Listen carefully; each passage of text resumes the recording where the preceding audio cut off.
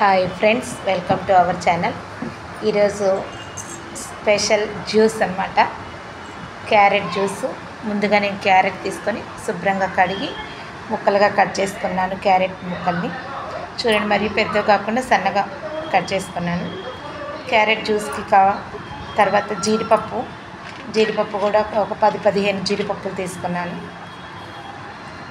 జీడిపప్పు మనం డైరెక్ట్గా వేసుకోవచ్చు, లేకపోతే ఇలా మిక్సీలో వేసుకోవచ్చు.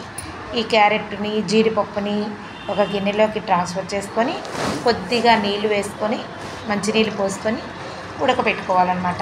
జీడిపప్పు కూడా ఉడికితే మంచి టేస్ట్ బాగుంటుంది. అందుకని కొద్దిగా నీళ్ళు పోసుకొని ఉడికించుకోవాలి. ముందుగా స్టవ్ వెలిగించేసి వాటిని చూడండి, నేను ఇలా ఉడకబెడుతున్నాను. నీళ్ళు కూడా పెద్దగా ఎక్కువ అక్కర్లేదు. చూడండి, కొద్దిగా నీళ్ళు పోసి అవి కొద్దిగా ముక్క మెత్తబడేదాకా ఉంచుకున్నాం అనుకోండి, బాగుంటుంది. అలా ఉడికిన తర్వాత కొద్దిగా చల్లార్చుకోవాలి. చల్లారిన తర్వాత మనం ఒక మిక్సీ జార్ తీసుకొని ఆ మిక్సీ జార్లో ఈ ఉడకబెట్టిన జీడిపప్పు, క్యారెట్, అక్కడ నీళ్ళు ఉన్నాయి కదా, అవి కూడా నీటితో సహా వేసుకొని మిక్సీ చేసుకోవాలన్నమాట. మెత్తగా మిక్స్ చేసుకోవాలంటే తర్వాత మనకు కావాల్సినన్ని నీళ్ళు యాడ్ చేసుకోవచ్చు. ముందుగా వీటిని మిక్సీ వేసుకోవాలి.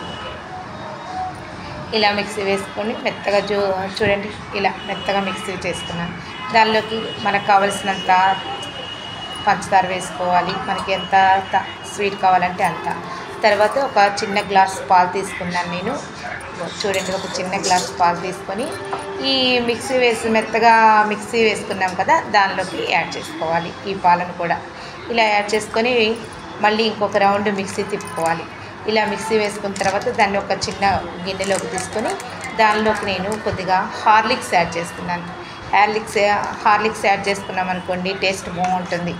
అలా హార్లిక్స్ కూడా వేసుకొని ఒక స్పూన్ పెట్టి మొత్తం మిక్స్ చేసుకోవాలి, తిప్పాలి, కలిగి పెట్టాలి. అలా కలిగి పెట్టిన తర్వాత కాసేపు ఫ్రిడ్జ్లో పెట్టుకోవచ్చు. నేను చూడండి ఒక ఐస్ క్యూబ్ వేసుకుంటున్నాను. గ్లాస్లో ఐస్ క్యూబ్ వేసుకొని మనం జ్యూస్ని ఒక గ్లాస్లో పంపుకుంటున్నాను. నేను ఒక చిన్న గ్లాస్లోకి ఉంచుతున్నాను. దీనిలోకి నేను చియా గింజలు తెచ్చుకున్నాను మార్నింగ్. ఆ చియా గింజల్ని నానబెట్టి ఈ జ్యూస్లో మిక్స్ చేస్తున్నాను. చియా ఆరోగ్యానికి మంచిదని ఇలా జ్యూస్లో కలిపి జ్యూస్లో కూడా తాగుతున్నాను. ఇది మీకు నచ్చినట్లయితే